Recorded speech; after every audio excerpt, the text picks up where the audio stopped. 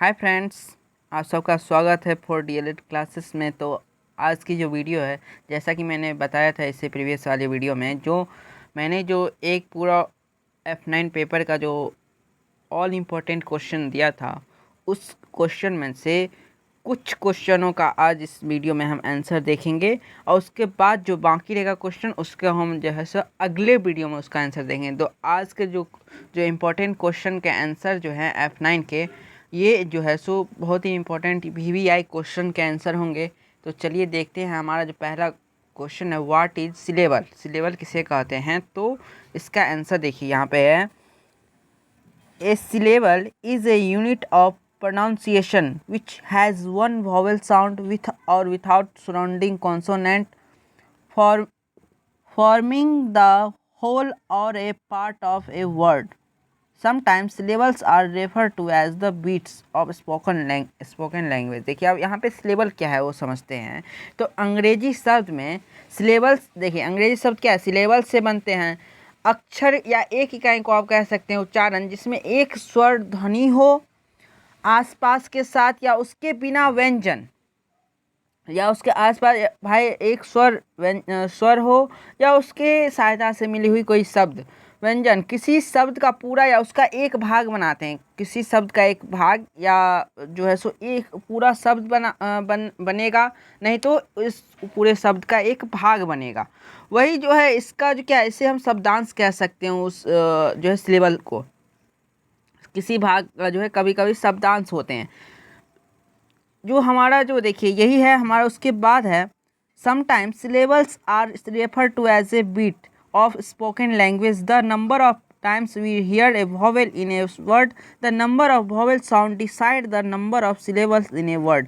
अब कभी जो है सो जो बीट्स का काम करते हैं, यानी जो आपका एक धड़कन समझ लीजिए, जो आप एक बार सांस लेते हो और छोड़ते हो, यानी आप जब एक वर्ड या कुछ बोलोगे, जैसे मैंने अंडर बोला, अंडर यानी अन एक बार बोला, फिर डर यानी सांस लेके मैंने जो एक बार छोड़ा, यही बीट कहलाता है। तो हमारा जो ये बीट है, तो कभी कभी क्या होता है, बीट पे भी हमारा सिलेबल निकलता है।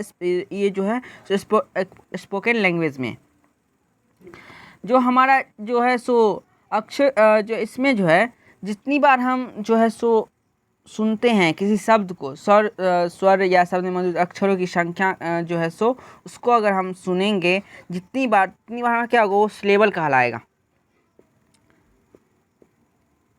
ए word might have one, two और मोर सिलेबल्स। और एक शब्द के पास एक सिलेबल, दो सिलेबल और तीन सिलेबल भी हो सकते हैं, और तीन से अधिक भी हो सकते हैं।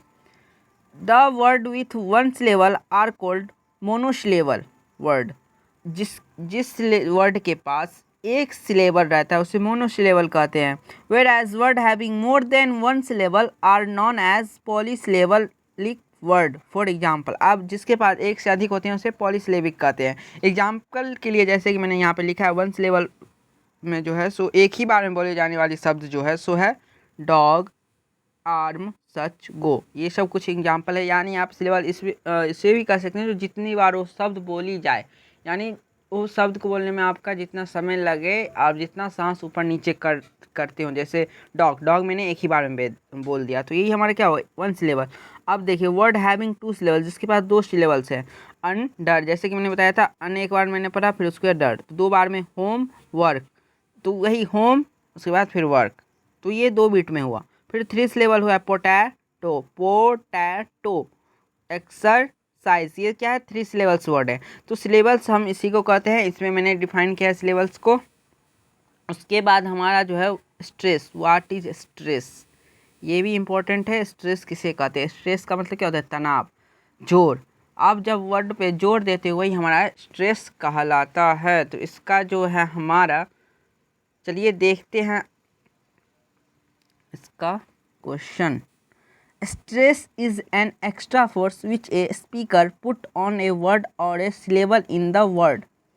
अब स्ट्रेस एक एक्स्ट्रा फोर्स है जो स्पीकर यानी जो बोलता है उसके द्वारा वो लगाई जाती है। क्या है, जो कोई बोलेगा उसके द्वारा, जो स्पीकर होता है जो बोलता है उस शब्द या सेंटेंस, उसके द्वारा एक्स्ट्रा फोर्स लगता है, उस वर्ड पे लगाता है या सिलेबल पर लगाता है।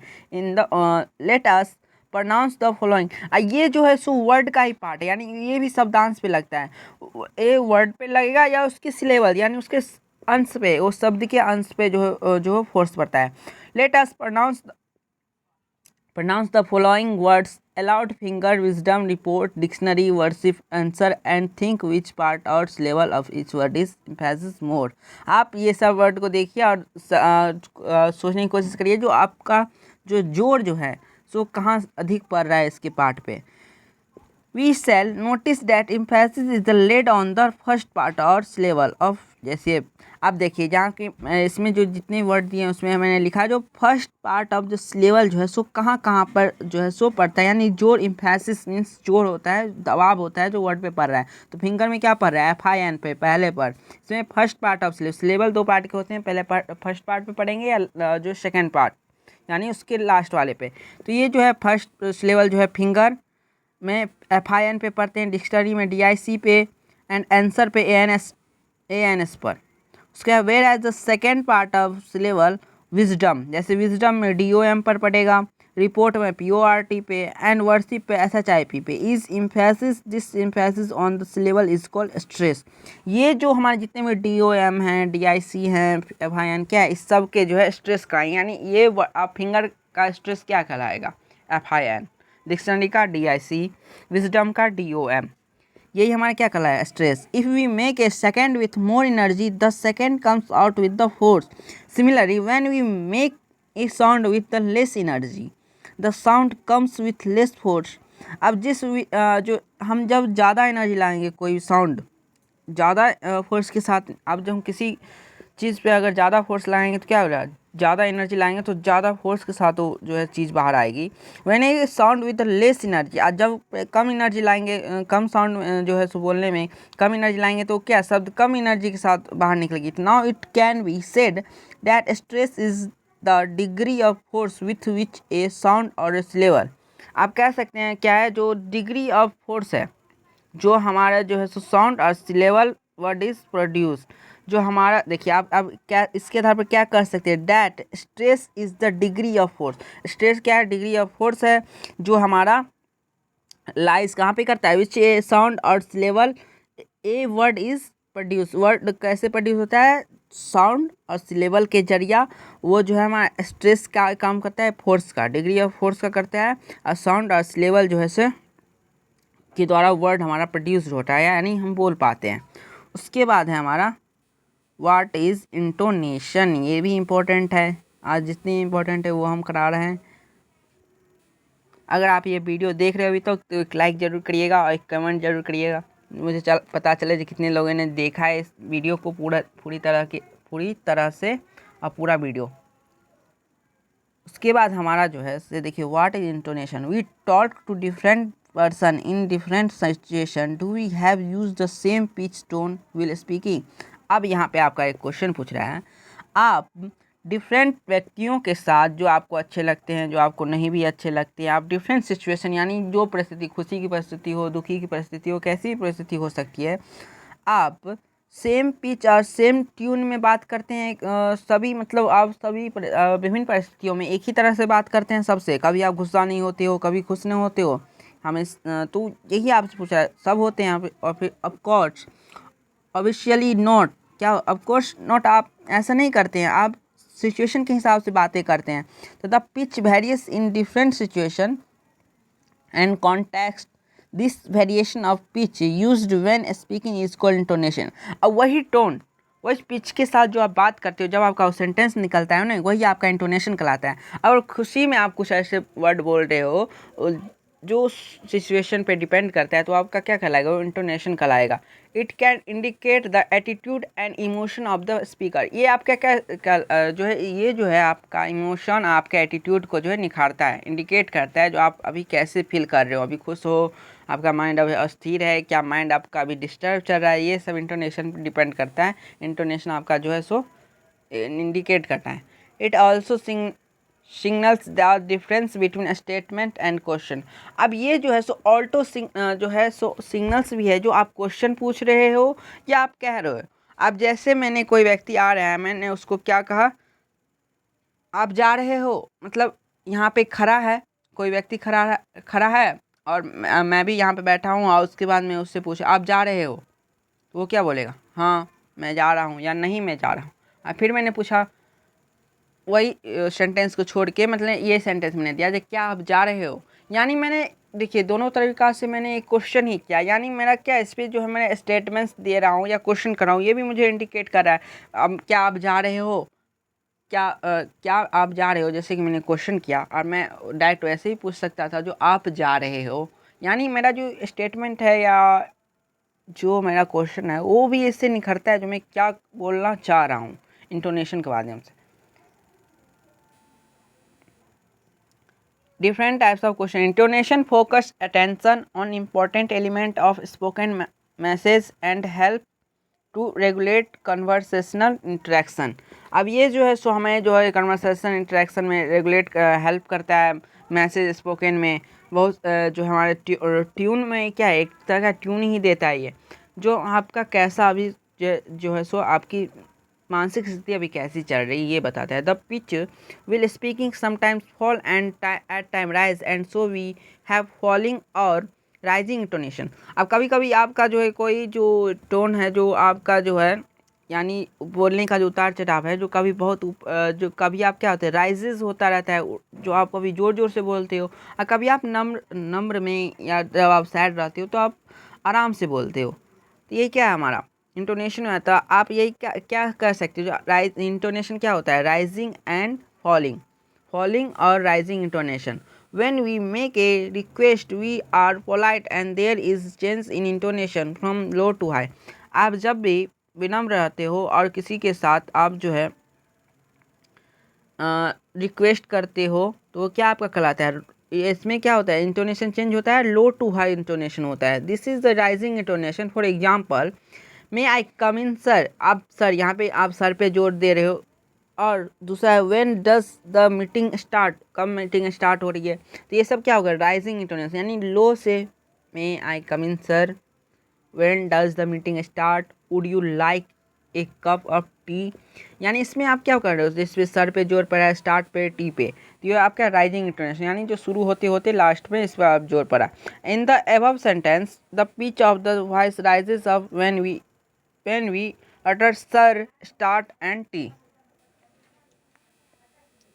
अब एक फॉलिंग इंटोनेशन और downward intonation pattern simply means that the pitch of the voice drop down. अब ड्रॉप डाउन होता है the if we make a statement और एक्सक्लेमेशन। आप जब कोई स्टेटमेंट कहते हो या कुछ ऑर्डर देते हो, कुछ कहते हो या कुछ अपना आश्चर्यचकित करते हो, तो वो क्या होता है आपका डाउनवर्ड इंटोनेशन कहलाता है। जैसे that's wonderful, put that down, go over there, stand against the wall, put that over there. यानी आप क्या कर रहे हो, तो पहले ज़ोर से बोलते हो और फिर धीरे धीरे जो है सो आपका टोन शांत हो जाता है, तो वही आपका कहलाता है डाउनवर्ड जो है फॉलिंग जो है सो इंटोनेशन।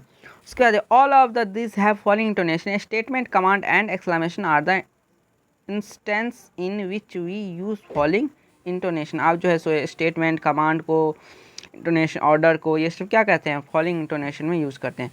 अब है व्हाट इज़ रिदम, ये राइम्स क्या है, what is rhymes. Rhymes is a strong regular repeated pattern of sound। Rhyme is a strong regular repeated pattern। Rhyme क्या है, लय, एक मजबूत और नियमित रूप से दोहराए जाने वाला पैटर्न है। या it is the pattern of stressed and unstressed beats and commonly found in poetry। अब क्या है, ये जो है सो हमारा जो है सो आमतौर पर कविता में पाया जाता है। हमारे जो बिट्स जो है बोलने के जो उतार चढ़ाव है उसमें पाया जाता है। ये जो है हालांकि नाटक और गद्य के कुछ कार्यों में भी मौजूद है। ये मुख्य रूप से तो कविता में पाया जाता है, लेकिन ये नाटक में भी जो हमारी कहानी है उसमें भी है। ये जो हमारे जो कविता है उसमें तो है ही। मान के इसी के माध्यम से क्या है कविता का विश्लेषण किया जाता है। एक पंक्ति जो है सो शब्दांश और उनके लंबे होने का की व्यवस्था जो है, देखिए आप राइम के जरिए ही जो है सो कोई भी शब्द का जो है ना सो अब उतार चढ़ाव करते हैं, यानी एक लय सुर करते हैं। राइम मीन्स क्या होता है, लय होता है। अब शब्दों को अरेंज किसके जरिए करते हैं, राइम के जरिए ही करते हैं। Rhyme of the poem analysis Thou is also repeated in same work of the drama and prose. ये ड्रामा में भी यूज़ किया जाता है, प्रोज में भी. The rhyme of poem is analyzed through the number of lines in a verse, the number of syllables in a line, and arrangement of syllables based on whether they are long or short accent or unaccented. It is also closely associated with meter, which identify unit of stress and unstressed syllables. When the writer combines metrical unit into a pattern, she creates rhyme. A rhyme is the based on rhyming pattern or rhyming scheme. आप इसे समझिए क्या है, जो हमारा जो है लय जो है, राइम जो है सो एक मजबूत नियमित रूप से दोहराए जाने वाला पैटर्न है, या जो है सो जो है तनावग्रस्त या अस्थिर जो आपकी पैटर्न है, आपके बीट्स हैं, जो है सो उसको भी दर्शाता है. यह आमतौर पर जो है कविता में पाया जाता है, और हालांकि यह जो है सो नाटक और गद्य के कुछ जो है जो नाटक और गद्य में भी शामिल है. और इसकी जो हमारे जो पद की जो पंक्तियाँ जो है इसके द्वारा सजाई जाती है, ये कविता का विश्लेषण करता है. इसमें जो है जो इसकी इसका जो है सो तनाव बिना तनाव वाले जो सिलेबस जो है सो आप इससे पहचान कर सकते हो लय से, जो कौन तनाव में गा रहा है या कुछ बोल रहा है, कौन बिना तनाव में है या खुश होके गा रहा है.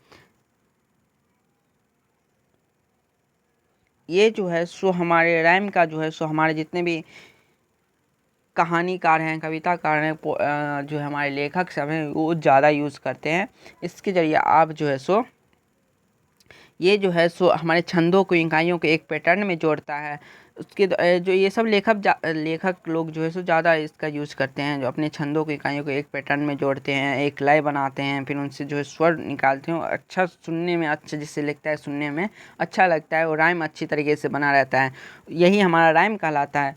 राइम क्या है? एक पैटर्न है जो हमारा कोई भी रेगुलर रिपीटेड पैटर्न है. क्या है? रिपीटेड, दोहराता है नियमित रूप से, यह दोहराए जाने वाला पैटर्न है.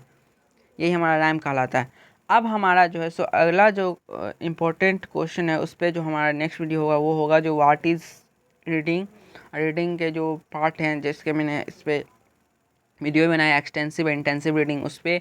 और उसके बाद जो हमारा जो है राइटिंग स्किल्स क्या है उस पर, और फिर हमारा जो सिनोनिम्स, एंटोनिम्स जो है हमारे ग्रामर के जो ग्रामर इन कॉन्टेक्स्ट है उस पर चर्चा करेंगे. अगर वीडियो अच्छा लगा तो लाइक करिएगा. अगर ये आप चैनल पे नहीं हो तो चैनल को सब्सक्राइब करिए. और यहाँ पे जो F9 के से अगर आप लोगों का डर हो रहा है तो डरिए नहीं, क्योंकि इसमें जो है F9 के लिए जो विशेष तैयारी कराई जा रही है इस चैनल पे. F9 के जो जितने भी इंपॉर्टेंट क्वेश्चन है वो सारे कराए जा रहे हैं, और इससे पहले हमारे F1 जो है उसके भी इंपॉर्टेंट क्वेश्चन कराए जा रहे हैं. उसके बाद हमारा F1 से F12 के जितने भी क्वेश्चन है वो इंपॉर्टेंट क्वेश्चन कराए जाएंगे इसमें. तो हमारे साथ बने रहिएगा. Bye, stay tuned.